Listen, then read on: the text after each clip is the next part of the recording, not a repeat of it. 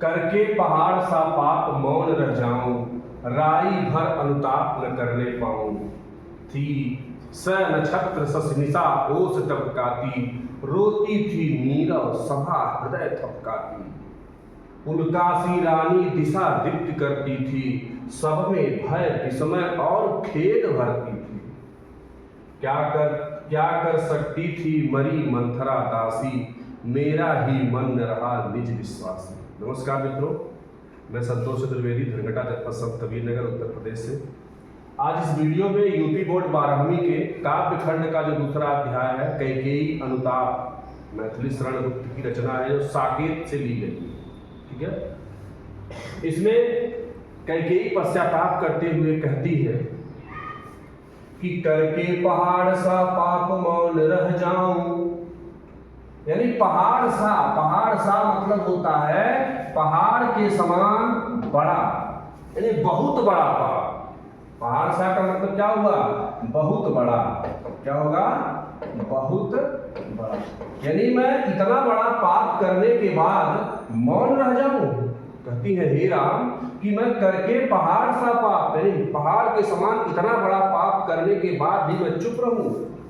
राई भर भी अनुताप माने होता है पश्चाताप। ठीक है, राई भर मतलब राई माने सरसों। ठीक है, यानी थोड़ी मात्रा में भी अनुताप माने होता है पश्चाताप न करने पाऊं। और जब महारानी कैकेयी ने ऐसा बोला तो गुप्त जी कहते हैं थी स नक्षत्र सस निशा ओस टपकाती, रोती थी नीरव सभा हृदय थपकाती।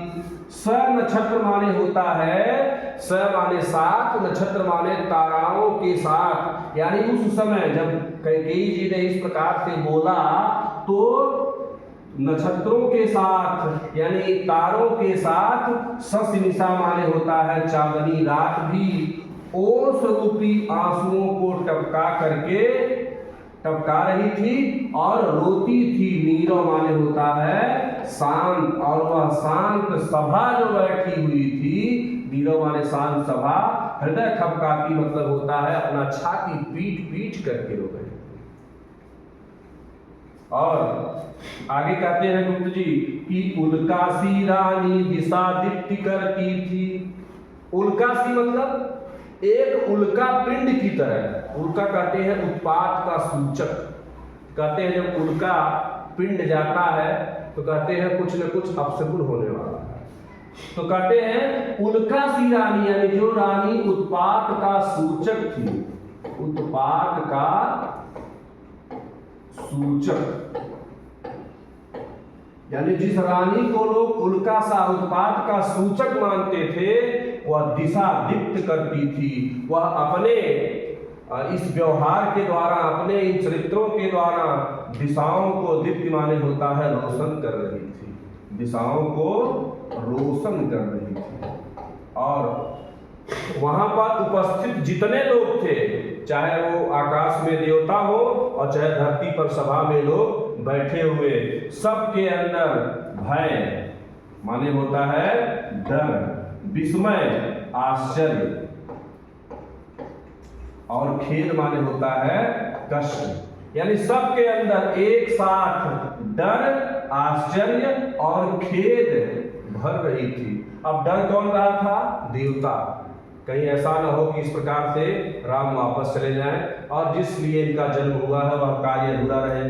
आश्चर्य किसको हो रहा था? जो रानी को समझते थे कि तो बहुत गंदी है, ठीक है, उनको आश्चर्य हो रहा था कैकेयी के इस रूप को देख करके। और कष्ट, जो कैकेयी को भला बुरा कहे थे, उनको इस बात का कष्ट हो रहा था कि हमने कैकेयी को समझ नहीं पाया। आगे कहती हैं, फिर देखिए यहाँ पे कैकेयी कहती है क्या कर सकती थी मरी मंथरा दासी, मेरा ही मन न रहा निज विश्वासी। कहते हैं क्या कर, अगर हे राम अगर तुम ये सोचो कि मैंने मंथरा के कहने पर इस प्रकार का कुकृत्य किया है तो क्या कर सकती थी मरी मंथरा। मरी मरियल सी, मरी माने मरे हुए के समान। एक रानी के आगे एक दासी की क्या औकात होती है? तो कहते हैं वो मरी सी मंथरा दासी वह क्या कर सकती थी? मेरा ही मन रहा निज निज विश्वासी। निज माने अपने, विश्वासी माने विश्वास में। कहते हैं मेरा ही मन मेरे विश्वास में नहीं था, और इसलिए अपने मन को संबोधित करते हुए कहती हैं जलपंजरगत अरे अधीर अभागे, वे जलित भाव थे तुम्ही में जागे। कहते हैं हे मन, अब इस जल, पंजर माने होता है पिजड़ा, गत माने के अंदर, पिजड़ा के अंदर, ठीक है। कहते हैं हे अधीर अभागे मन, अधीर अभागे मन, अरे अधीर अभागे मन, हे अधीर अभागे मन, अब तू इसी शरीर रूपी पिजड़े के अंदर जल, जल माने होता है जलो। क्यों जलो? क्योंकि वे ज्वलित भाव, ये जलन के जो भाव थे वो स्वयं तुझी में जागे, यानी ये जलन के जो भाव थे स्वयं तुम्हारे अंदर ही उत्पन्न हुए थे। आगे कहती हैं, फिर अपने आप से बात करते हुए कहती हैं, पर क्या था केवल ज्वलित भाव ही मन में, मतलब पर क्या मेरे अंदर वो जलन के भाव ही थे? क्या मेरे शरीर के अंदर केवल जलन के भाव थे? क्या शेष बचा था कुछ न और इस जल में? क्या इस जल में, इस शरीर के अंदर इस ज्वलित भाव के अलावा कुछ और नहीं बचा हुआ था? कुछ मूल्य नहीं वात्सल्य मात्र का तेरा।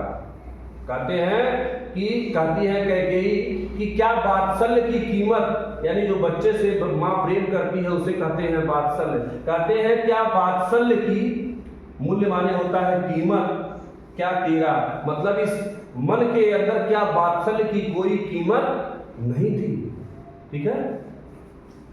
और आगे है, इसीलिए हुआ अन्य सा वत्स मेरा, ठीक।